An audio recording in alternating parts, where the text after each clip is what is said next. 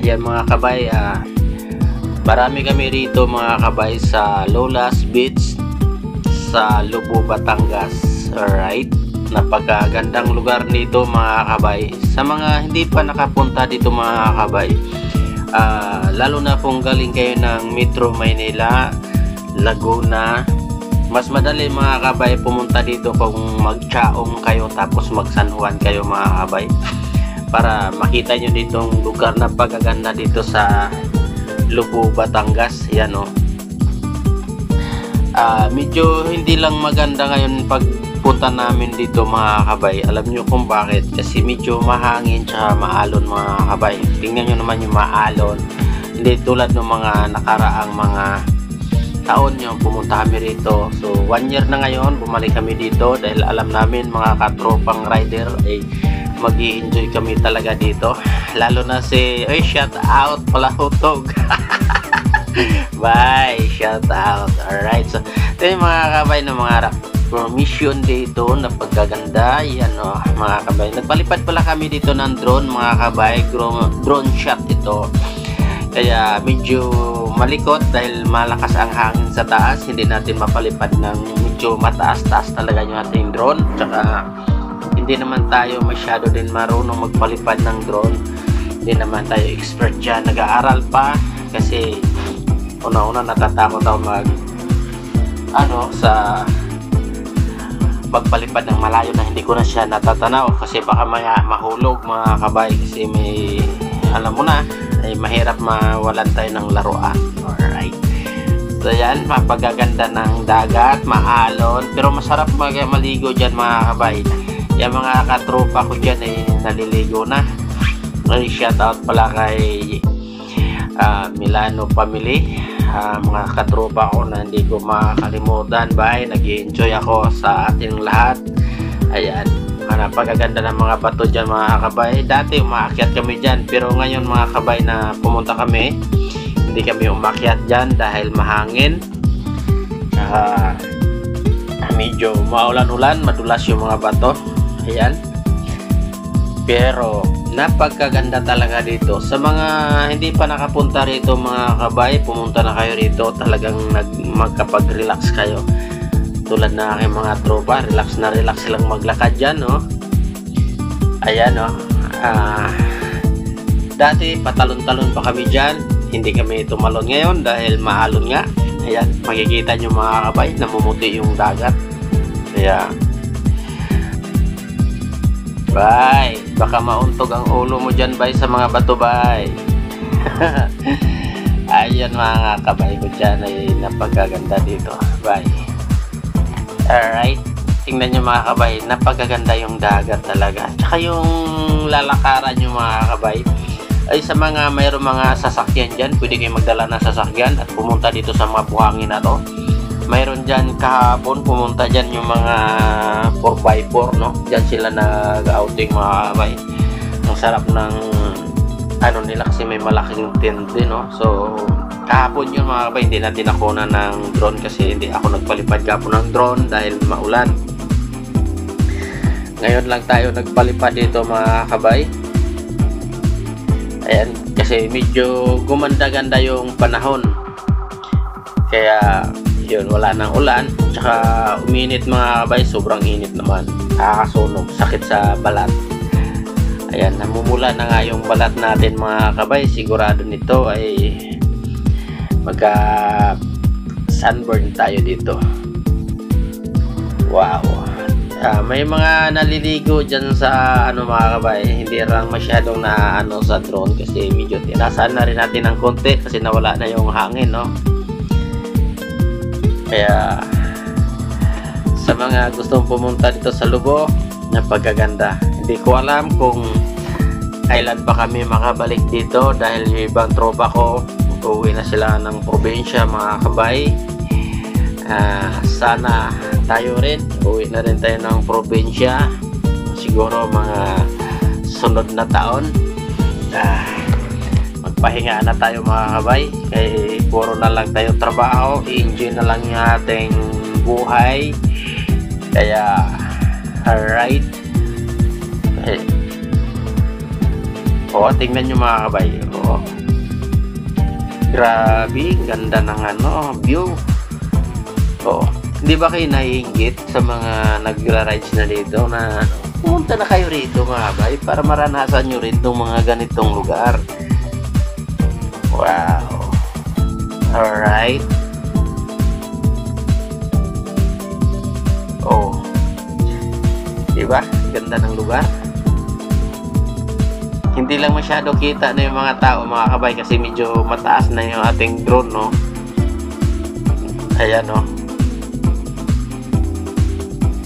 Daming naliligo mga kabay, oh.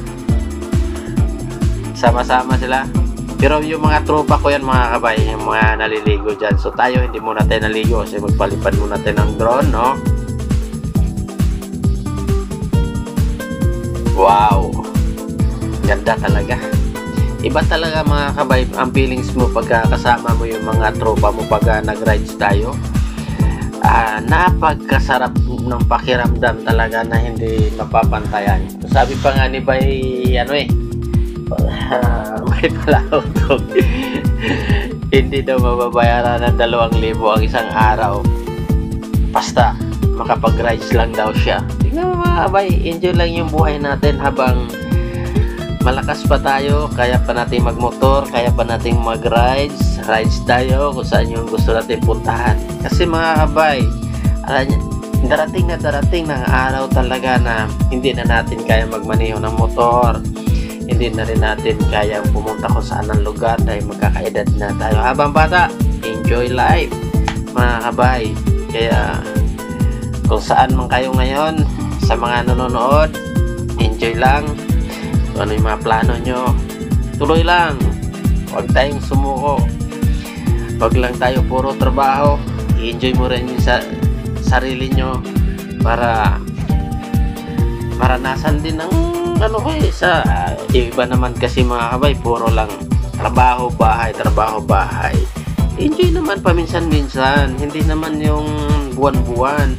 Kami nga taon bago kami mag-ride mga kabay, pero hindi naman taon yung ibang, lalo na yung aking tropa bay Charlie Milano bay, shout out sa iyo bay. Siya yung pinaka ng grupo namin. Yan ang Milano family, napagkabait na mga kaibigan. Lahat naman ng mga kaibigan ko rito napagkabait, tsaka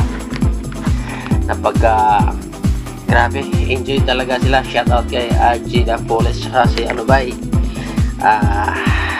Junior by, shout out by. Kaya nag-i-enjoy sila dyan.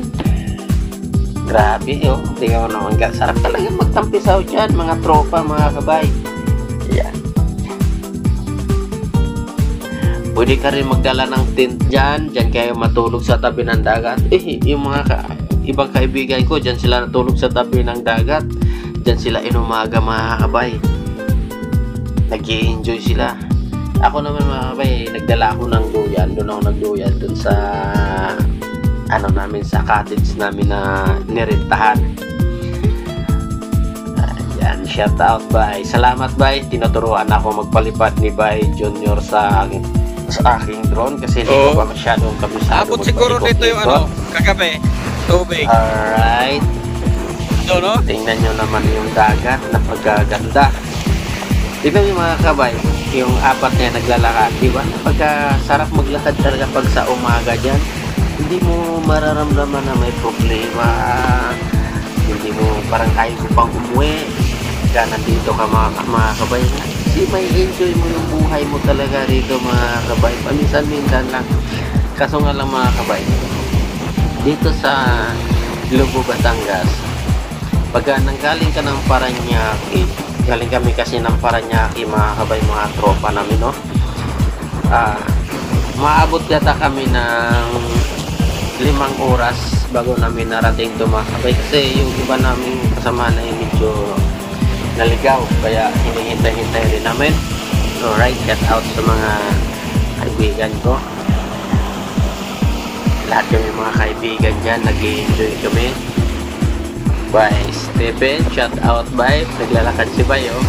Alright. Malakas ang hangin dyan bye. Kaya Ang ganda na maglakad dito. Ganda, sarap maglakad talaga dito mga kabay. Naglalakad kami. Alam mo mga kabay, pupunta kami doon sa dulo eh. Alam mo si Bay Charlie kasi may dalang pana. Yung ginawa kong pana na pinaghirapan ko ng minadalian lang. Wow, grabe. So, sarap maglakad, no? Sarap mag-enjoy talaga. Pagka mga ganyang lugar, mga kabay. Tanggal talaga yung mga iniisip mo sa buhay, mga kabay. Sa mga gusto pumunta rito, mga kabay, sa Tubo, Batangas, Lolas Beach, no? 2,000 lang yung cottage nila, pero maraming good for 15 people yata, mga kabay. Pwede kayo magluto, pwede rin kayo mag-ihaw yan. Kaya tulad namin, nandito kami, nag-iihaw kami, nagluluto kami. Siyempre hindi mawala yung mga tropang mga nagiinom. So sobrang saya talaga nila, grabe, walang kapantay talaga. Kagandahan lang sa mga tropa namin, talagang tropa. Kahit anong biro, walang nagagalit, walang napipigon. Kaganda mga itong samahan ng mga tropang rider, mga kabay. Sa buong buhay ko, nabis ang mga kaibigan ko rito, mga kabay. Puro naman kami rito, kami dito, puro Bisaya talaga. Leyte, Dumaguete, yan, si Bay. Ayan, si Bay Stephen, taga Negros din yan, Bay. Shout out, Bay. Grabe, Bay. Sana maulit pa namin yung pagra-rides nito. Ilang buwan, pero wag naman din dito sa ibang lugar naman, mga kabay. Na pagka ano ni Bay Charlie, Bay, salamat sa mga kaibigan kong lahat. Noon kasi, mga kabay, hindi pa ako sumasama sa mga tropang rider. Wala, yung nandun pa ako sa amo ko dati, na pagka ano talaga yung buhay ko doon, parang hinahawakan talaga nila yung leeg ko, hindi ko makaalis-alis. Pero ngayon, wow, malaya ako, mga kabay. Bumiyahe, kahit sino magyaya sa akin mag-rides, basta may time ako, kulang tayo, mga kabay. Dito ko na-realize na ang sarap pala na marami kang kaibigan na tulad nito, mga pinupuntahan naming lugar, mga kabay. Iba yung saya pagka nandito ka sa mga lugar na tulad nito, mga kabay. Grabe, may mga kwentuhan na sayawan tulad mga kasama ko. Grabe ng sayawan, no? Okay, shout out Roland. Bye Roland, kumusta? Shout out, galing mo sumayaw, bye. Grabe, ayan, no?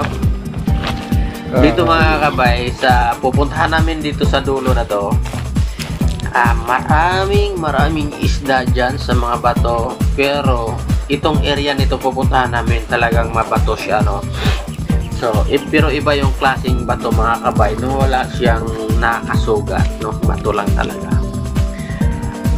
Kaya maganda dito, mga. Kung gusto naman maligo, kung ayaw mo dito sa mga batuhan, doon ka sa mga buhangin, mga kabay, maganda rin doon maligo, no? Wow, sobra ganda dito, mga kabay. Oy, shout out, bye.